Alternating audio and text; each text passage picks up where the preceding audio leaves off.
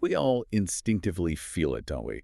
That profound sense of calm when you're by the ocean, maybe, or that refreshed feeling after just a walk in the park. Yeah, absolutely. That sigh of contentment. Exactly. But what if that feeling, that powerful pull towards nature, isn't just, a preference?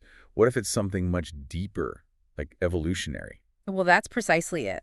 Today, we're doing a deep dive into this really fascinating world of our innate connection to nature.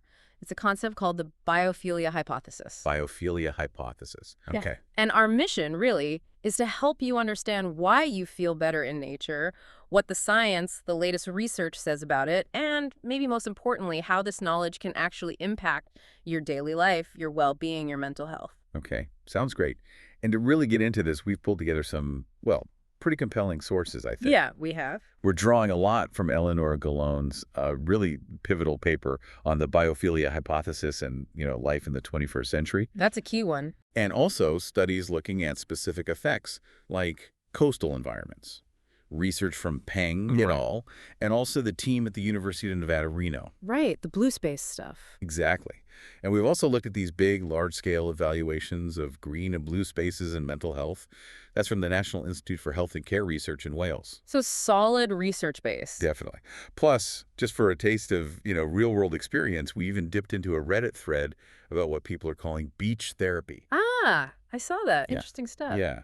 So let's start at the core. This biophilia hypothesis. What is it exactly? Okay, so at the heart of this deep dive is E.O. Wilson's idea, the biophilia hypothesis. And it's basically the idea that humans have this innate tendency to focus on life and lifelike processes. Innate tendency, so baked in. Baked in, yeah. Think of it not just as like preferring pretty landscapes, but as a really deeply ingrained part of who we are. It's woven right into our biology. Right. And to really get that, we kind of need to look back, don't we? Like way back. Way, way back. For the vast, vast majority of our, 2 million year history, human beings lived out on the savannas of East Africa. Okay. Picture that. Exactly. Picture that landscape. You've got open spaces, you've got crucial bodies of water for drinking, for defense maybe. You've got trees, but specific kinds. Trees with low trunks you could climb easily to get away from trouble. Right, for safety. And trees with higher canopies that gave shelter but didn't block your view or hide predators. Okay, so these weren't just nice to haves. These were survival features. Absolutely critical for survival, not just scenic backdrops. Okay, but here's where it gets interesting, right? The contrast. This is the twist, yeah. Yeah. Compare that ancestral environment where we spent almost all our time evolving to today's Western industrialized societies. Night and day. Completely. Post-World War II especially, human-made change has just exploded, like at a pace never seen before. Technology lets us do almost anything to the landscape. Pave it over, travel huge distances, manipulate goods, even ourselves. And this raises a huge question, really. Do we actually have an unlimited capacity to adapt? To adapt to environments so radically different from where we evolved? And the theory suggests maybe not. The biophilia theory suggests a profound mismatch, a discrepancy between our sort of ancient human wiring and how we live now. Wow. Wilson, the founder of sociobiology, he even argued that our natural environment is as central to human history as our social behavior is. That's a big claim. It is. And think about the statistic you mentioned earlier, 10 to 20% of Earth's species gone, over 95% of the global land surface under direct human influence. That 95% figure is just mind-blowing when you think about it. It really is. So what's the hidden cost? What's the potential loss to our psychological well-being? Yeah, beyond the obvious environmental damage, how does that loss impact us subtly? And how do these, deeply wired responses play out now? That's a great question. And it leads us right into the two sides of this biophilic coin. Let's start with what we fear, sometimes called biophobia. Okay, the flip side. Right. Charles Darwin first talked about what he called prepotent fears. These are basically like deeply wired, almost automatic alarms in our brains. Like snakes. Yeah. Spiders. Exactly. Things that were real immediate threats for our ancestors. And studies by Seligman later confirmed, yeah, we seem to be pre-programmed to more easily learn and hang on to fears of these evolutionarily significant things. It's amazing how that sticks. I mean, we're probably more likely to get hurt by faulty wiring today, but the snake fear is stronger. That's exactly the point. Experimental studies, even ones using mild electric shocks, they show our fear responses to snakes and spiders are way more resistant to extinction, to unlearning, than fears of modern dangers like handguns or frayed wires. And if you ask teenagers today, what are your greatest fears? Natural things, spiders, snakes, heights, and closed spaces, they consistently top the list. It really makes you wonder, doesn't it? Why are we more scared of snakes than, say, the dentist, even though we encounter dentists far more often? Right. It strongly suggests this deep biological root to our fears, probably passed down through genes, maybe reinforced by cultural stories, warning us about ancient dangers. So, okay, we're wired for fear of certain natural things. But the opposite is also true, right? That positive pull, biophilia in action. Absolutely. Just as we seem biologically prepared for these negative responses, we're also prepared for positive ones. And we see that throughout history. Oh, definitely. Think about the incredible lengths people have gone to maintain contact with nature. Those elaborate gardens, ancient Egyptian nobles, Persian settlements, medieval Chinese villages. Right, gardens have always been a big deal. Huge. And more recently, people crowd into national parks. They travel long distances just to get to the seashore. Wealthy people often choose homes on hills overlooking water. It's a status symbol almost, having that view. It is. And get this. More kids and adults visit zoos in the U.S. and Canada than attend all major professional sporting events combined. Wow, really? More than sports. Combined. And then there are pets. What is it? 40 million pet cats, 55 million pet dogs in America alone? These aren't just, casual hobbies. They feel like expressions of a really deep innate need. Okay, so we seek it out. What about the kinds of landscapes we prefer? Does the science back up that savanna idea? It really does. The bigger picture here is it's not that surprising that natural settings resembling those ancestral savannas, spatial openness, scattered trees, grassy ground cover, they are consistently preferred. More than, say, dense forests or deserts. Yeah, generally more than dense woodlands, deserts, or modern cityscapes. And water. Water seems to be a dominant feature in natural landscapes that always get positive ratings, unless, it looks dangerous or polluted. Makes sense. Overwhelmingly, studies across cultures, European, Asian, North American, they all show this consistent preference for natural scenes over urban ones. And if you stick something artificial in the natural scene. Interestingly, yeah, if you introduce artificial elements like power lines or something into a natural landscape photo, the preference ratings drop significantly. Okay, so we prefer nature. But you mentioned restoration earlier. It's not just about liking the view, it's about healing, recovering. Exactly. Beyond just preference, certain environments seem to offer these restorative functions, helping us recover from physical states like illness or mood states like stress, fatigue, things that could interfere with survival behaviors, ancestrally speaking. And there's proof of this. Oh, numerous studies show that leisure time in natural settings reduces stress. But consider this amazing detail from a study back in 1984 by Ulrich. Okay. Patients recovering from gallbladder surgery. Some had a window view of trees, deciduous trees. Others had a view of a brown brick wall. Okay, I can see where this is going. The patients with the tree view actually recovered faster. They had fewer negative comments in the nurse's notes. And get this, they needed fewer injections of strong painkillers than those staring at the brick wall. Just from the view. That's incredible. A direct physiological impact. Isn't it? And other research backs this up. Wilderness programs show increased confidence, self-sufficiency, and those changes can last for months. Even just urban parks show measurable stress reduction effects. Wow, okay. So how does a view, or just being in nature, translate into less pain or faster healing? What's happening inside, like, in our brains? Right, let's unpack that. When we listen to nature sounds, for instance, research from Brighton and Sussex Medical School shows the brain actually decreases the fight-or-flight reaction. The stress response. Yeah, the sympathetic nervous system calms down, and it increases the rest-digest response, the parasympathetic system. Okay. Now, conversely, artificial sounds, like traffic or machinery, they tend to promote inward-focused attention, things like worrying, rumination, anxiety. So nature sounds aren't just pleasant background noise. Not at all. They actively seem to change the connections in our brains. Other studies using fMRI brain scans show that even a 60-minute walk in nature lowers activity in the amygdala. The fear center. The brain's fear center, yeah. And it can reduce rumination, those, endless loops of negative thoughts after just 90 minutes. 90 minutes, that's it. Seems so. And this correlates directly with people reporting improved attention, feeling restored, looking deeper, our brain activity, the rhythmic patterns, they indicate better attention, brain regions talking to each other more effectively. Or you call functional connectivity. Higher functional connectivity, exactly. And we even process sensory information differently. It seems to lead to increased focus, more cognitive flexibility, even creativity boosts. So it's not just feeling good. It's literally like tuning up your brain for better function and calm. That's a good way to put it, yeah. And you mentioned blue spaces earlier. Water environments. Do they have their own special magic? They absolutely seem to. Being near water often triggers this profound sense of awe. Ah. Yeah, feeling part of something larger than yourself. And that seems to discourage self-interest, promote empathy, increase life satisfaction. The whole sensory package, the sights, the sounds, the smell of water, it provides this uniquely calming experience. The smell of the ocean. Right. That ocean breeze smell, it has negative ions, apparently. And some suggest that could even help treat seasonal affective disorder, lift mood. Interesting. And the color blue itself, it's almost universally associated with peace, calm. Some studies even link looking at blue to a boost in creativity. Yeah. And maybe it helps us be more present. Exactly. Water encourages mindfulness. It helps quiet the mind, lets us live in the moment more easily, fosters that deeper introspection. Okay, that all makes intuitive sense, but it's great to hear the science behind it. How does this play out in like a real-world study? You mentioned Peng et al. Yeah. In Japan. Yeah, the Peng et al. Study provides a really fascinating real-world snapshot.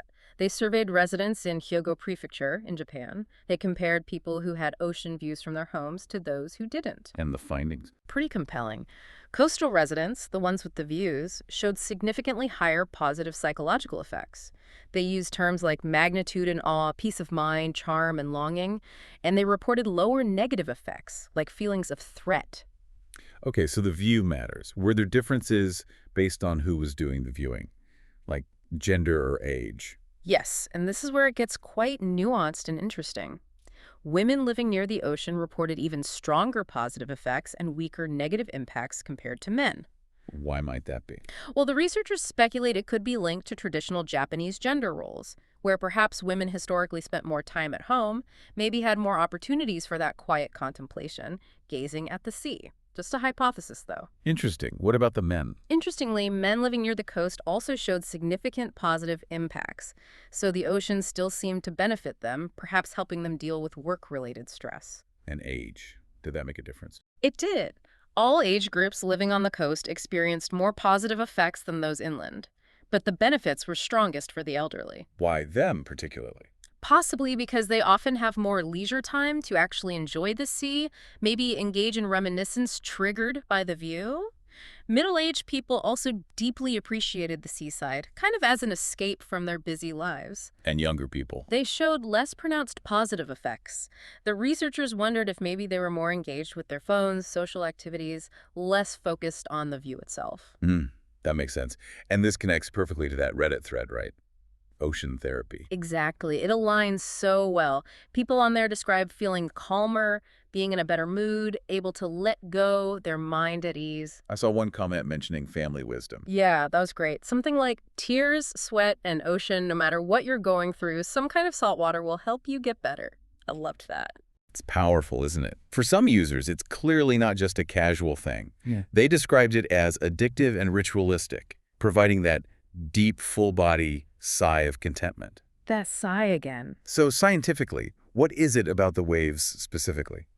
Well, the thinking is the rhythmic nature of the waves, the sound, the sight, can activate the parasympathetic nervous system. Our rest and digest system. Exactly. It slows the brain, dials down that fight-or-flight response, and promotes this state of deep relaxation. It seems to be a genuine physiological shift, not just a subjective feeling. Okay, so we've established nature, especially blue spaces, is profoundly good for us.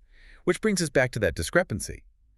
What happens when we're largely removed from it? Like in so much of the modern world, the sources paint a worrying picture. They really do. Look at depression. It's become the leading cause of disability worldwide. And predictions are it's going to increase, especially for people born later in the 20th century. And it's not just depression. No. Rates of many psychosocial disorders, things like drug abuse, crime, depression, suicidal behavior, they've increased in almost all developed countries since World War II. And that time frame directly lines up with that explosion of rapid human-manufactured environmental change we talked about. That correlation is hard to ignore. Does culture shape how these disorders show up? It seems to, yeah. It's fascinating. While the core symptoms of something like schizophrenia or depression might be universal, the prognosis, how people fare long-term, and even how it manifests can differ culturally. How so? Well, take schizophrenia. Patients in less developed countries often seem to recover more rapidly or function better than industrialized nations. Why would that be? One theory is that non-industrialized societies might have simpler, clearer rules for living. Less ambiguity, maybe less confusing for someone whose grasp on reality is already fragile. Interesting. And depression. With depression, in some cultures, like traditionally in China, symptoms might show up more as physical ailments, stomach aches, fatigue, pain. It's called somatization. Expressing emotional distress physically. Exactly. And while sometimes that's been viewed as, quote, less sophisticated in the West, it might actually lead to more community support and less isolation because the focus is on a real, treatable, physical problem. So our minds and bodies are still running on this ancient operating system, even though the world around us, the software, has completely changed. That's a great analogy. And it leads us to this idea of evolutionary psychopathology. Okay, what's that? It basically proposes that many psychological states we currently label as pathologies, like anxiety or depression, might actually represent the activation of strategies that were once adaptive, helpful for survival. Like being anxious was good if there were real threats around. Precisely. Being anxious in contexts where threats did exist was highly adaptive. The argument is, even though our environment is radically different, our species' evolution still significantly dictates aspects of our behavior, our responses. And if our culture and environment stray too far, Then cultural beliefs and physical environments that stray too far from our evolutionary constitution, our design specs, if you like, may compromise our psychological well-being. So this is really the uncomfortable truth at the heart of biophilia, isn't it? Our modern, hyper-urbanized, tech-saturated lives are potentially in fundamental conflict with our deep evolutionary blueprint. That seems to be what the evidence points towards, yeah. It's not just a lifestyle choice, it's a deep mismatch. And as we've seen, that mismatch seems to have profound implications for our mental health. That's precisely it. Our modern, industrialized lifestyle looks like it manifests as this large discrepancy between who we are biologically and how we live culturally. And that gap could be responsible, at least in part, for increasing rates of psychopathology. Further caveats here, things we need to bear in mind. Oh, absolutely. It's important to note, only a relatively small proportion of the population suffers from severe psychopathology. And some large studies looking at subjective well-being, like self-reported happiness, have shown it remaining surprisingly stable over time, despite modernization. So people say they're just as happy. They tend to report similar levels of happiness. But there are measurement issues there, too. How people report happiness might be colored by social expectations or what they think they should feel. It's complex, but the trends in diagnosed disorders are still concerning. Okay. Stepping back then, maybe happiness isn't the only goal or even the best measure of well-being. I know Mihaly Csikszentmihalyi talks about something different. Right. Csikszentmihalyi, he suggests that improvements in the perceived quality of everyday life might depend more on feelings like being active, strong, alert, a state he calls psychic negentropy. Psychic negentropy. Okay, break that down. Think of it as the opposite of mental chaos or entropy. It's when your mind is clear, energized, focused, organized. And this leads to what he famously called flow. Flow state. Optimal experiences. Exactly. Those moments when your feelings, your motivations, your thoughts are all in perfect harmony. You're totally engaged in what you're doing. You lose track of time. You're free of self-consciousness. And he argues happiness can actually interfere with that. His point is that happiness often requires stepping back and reflecting on your inner state. Am I happy right now? And that very act of reflection can pull you out of the immersive flow experience itself. Okay, that's a fascinating distinction. Yeah. So what's the link between flow and nature? Well, what really stands out is how much the description of flow overlaps with experiences people report in wilderness or nature settings. Kaplan and Talbot describe this absence of boredom, this arousal of effortless, absorbing fascination in nature. Effortless fascination.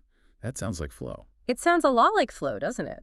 It seems highly likely that flow experiences are just far more probable, easier to access in a natural environment. It provides that perfect balance of engagement and calm without overstimulation. Is there evidence that living more, I guess, ancestral lifestyles connects to more flow? There is, actually. There's evidence suggesting that lifestyles more consistent with our evolutionary past predict increased flow experiences. One study compared different European groups. It found that the groups considered most traditional reported significantly more optimal flow-like experiences in their everyday work activities, whereas less traditional groups tended to find flow more often in specific leisure activities, like playing soccer. So flow was integrated into daily life for the traditional group. It seemed to be, yeah. Even studies of people who intentionally adopt simpler lifestyles, like semi-subsistence agriculture, aiming for self-reliance, they often report higher than normative levels of life satisfaction. So consciously bringing elements of our ancestral lifestyle, or even just spending more time in nature, could lead to a richer, more engaged life, not just less stress. That's exactly what the research suggests, a more engaged, perhaps more meaningful existence. Okay, so we've really taken a deep dive today. We've gone from the evolutionary roots of the biophilia hypothesis, this innate connection, right through to the very real benefits of green and blue spaces for our mental health now. Yeah, we've seen how our brains literally respond, how things like fear and fascination seem hardwired, how just being exposed to nature can reduce stress, boost mood, foster that sense of flow.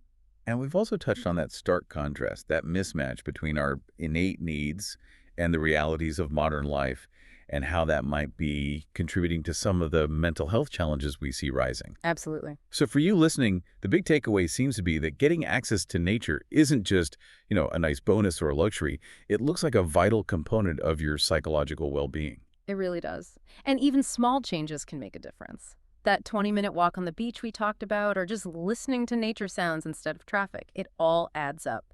And public health strategies are increasingly recognizing this, promoting access to green and blue spaces for community health. Which leaves us with a final thought, maybe something provocative for you to ponder. In this world that's changing so fast, becoming more and more urban, more digital, how might intentionally designing our own spaces, our daily routines, to consciously embrace more of our innate biophilic tendencies? How might that not just alleviate stress, but maybe unlock a deeper, more profound sense of purpose and engagement in our lives?